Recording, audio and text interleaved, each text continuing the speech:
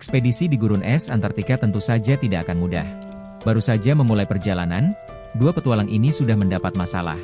Dua orang ini adalah petualang asal Denmark yang dikirim ke Antartika untuk melakukan penelitian sejarah di sini.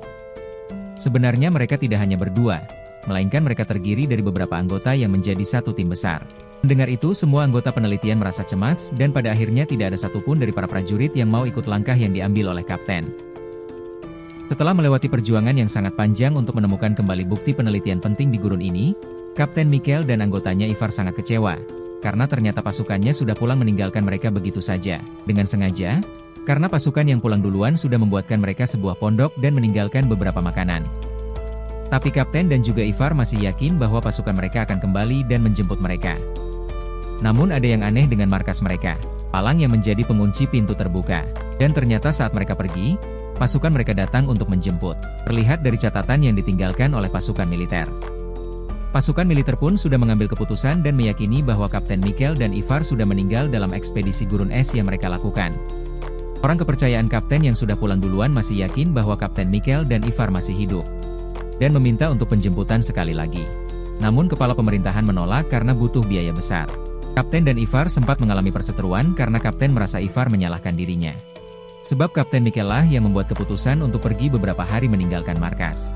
Dan saat mereka pergi pasukan militer malah datang menjemput. Akhirnya mereka sadar bahwa pertengkaran di saat seperti ini sangatlah tidak berguna. Dan kapten pun masih berharap bahwa akan ada pertolongan. Lalu saat kapten mencoba memanjat tiang kapal, ia melihat seseorang dengan balon udara mengarah kepadanya. Dan ternyata ada seseorang wanita datang memberikan pertolongan. Namun ternyata setelah Ivar datang, ternyata semua itu hanyalah halusinasi dari sang kapten.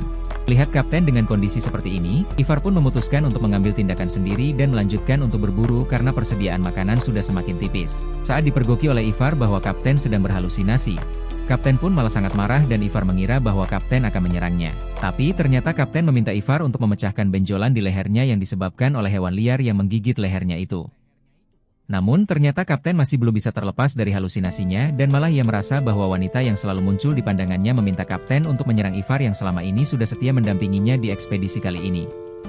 Setelah mereka sama-sama tenang, mereka pun makan bersama dan menghabiskan sisa persediaan makanan terakhir yang mereka punya. Tapi tiba-tiba ada suara gemuruh dari luar markas dan saat Ivar melihat keluar, ternyata ada beruang kutub yang sedang mengepung markas ini. Dan saat pintu dibuka mereka langsung siap menyerang. Tapi betapa kagetnya mereka. Ternyata di luar markas sudah ada pasukan lain yang datang untuk menjemput. Berhasil membawa pulang penelitian terbesar bagi negara mereka pada masa ini. Mikkel bersama Ivar yang hanya merupakan seorang mekanik ini secara resmi dianggap sebagai pahlawan negaranya berkat ekspedisi yang mereka lakukan.